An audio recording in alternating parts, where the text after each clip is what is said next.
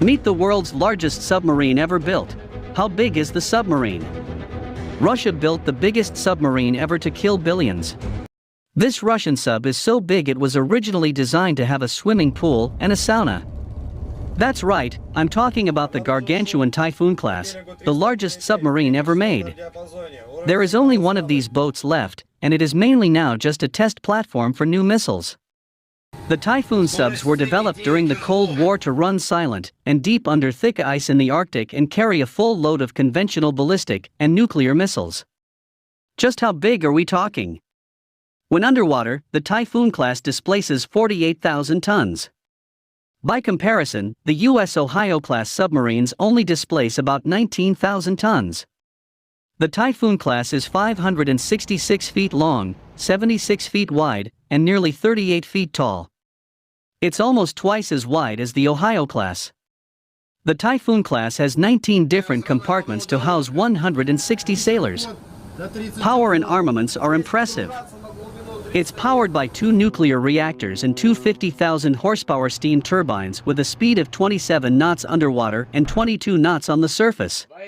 It has 20 launchers for the RSM-56 Intercontinental Range Bulava nuclear-capable ballistic missiles, plus 6 torpedo tubes.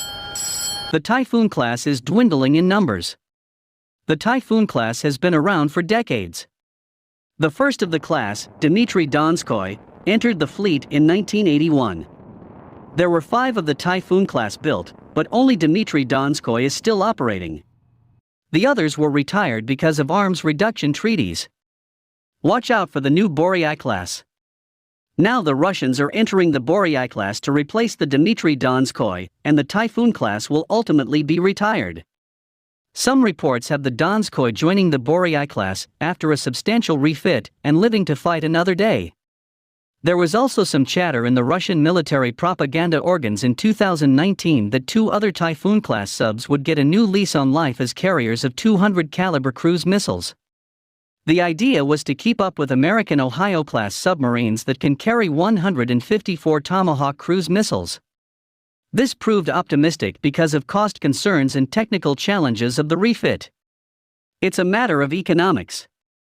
Due to its size and age, the Dmitry Donskoy is expensive to maintain. The Russians can build new Boryai-class subs for the price of keeping the Donskoy going. It is probably better for the Donskoy to be used just to test new missiles rather than get an uncertain refit to join the new Boryai class. You have to hand it to the Russians for creating such a massive submarine and putting comforts on board such as a pool and a sauna. When you are submerged for 120 days, it's nice for the crew to be able to blow off steam. Russia's gigantic submarine, Belgorod, sails for the first time. The Russian Navy's latest special mission submarine, K-329 Belgorod, has put to sea for the first time.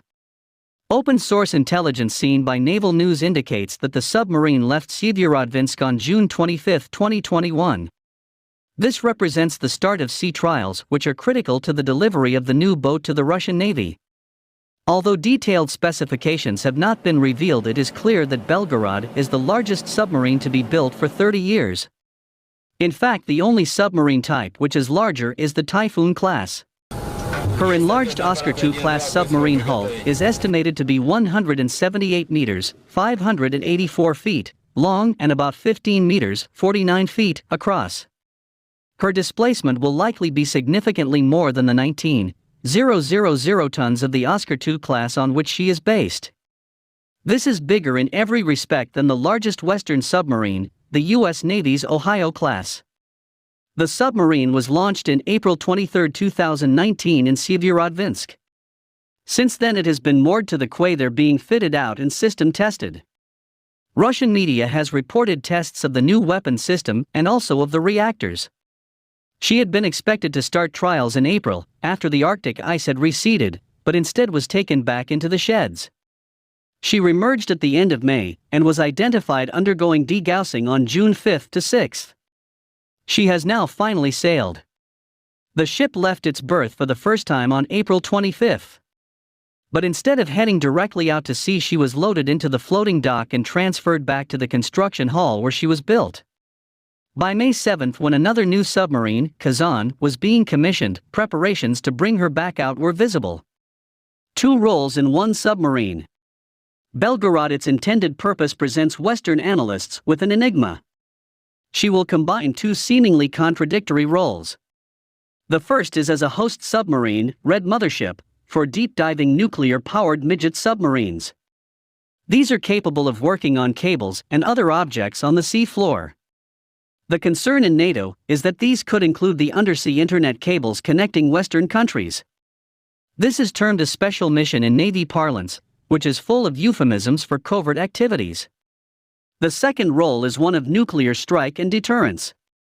For this she will be armed with 6239 Poseidon torpedoes. These are a whole new category of weapon not fielded by any another navy.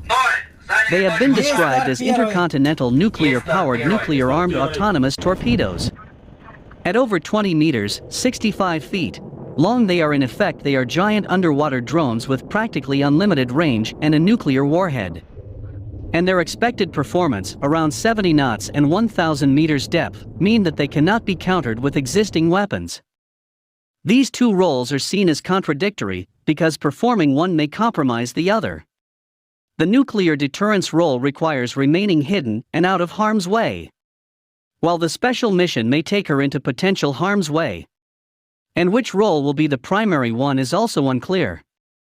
For the special mission role, Belgorod is intended to host the Project 10831 Losherik submarine, S-31.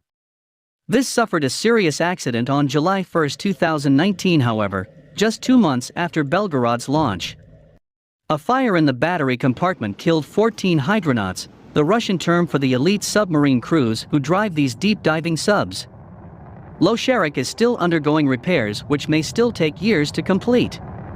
Possibly to mitigate the delays in returning Losherik to service, there have been reports that another deep-diving midget submarine is being adapted to fit Belgorod. S-15 is a Project 1910 Cachalot class submarine, known as the Uniform class by NATO. She was laid down in 1983 and launched 30 years ago in 1991. But despite her age, the titanium hull is likely to be in good condition, so the idea of upgrading her is not far-fetched. But the Uniform class was never intended to be carried under a host submarine, so the modifications would have to be very extensive. At this point these reports are unconfirmed and should be treated with caution.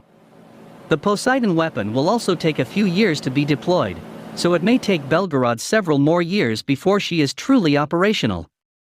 Recent Russian media reports suggested that the submarine will serve in the Pacific, as opposed to the Arctic-based Northern Fleet. This seems counterintuitive, as it would stretch the logistics for the deep-diving submersibles which are based in the Northern Fleet. All the same, she is a unique and impressive submarine which analysts will be following closely.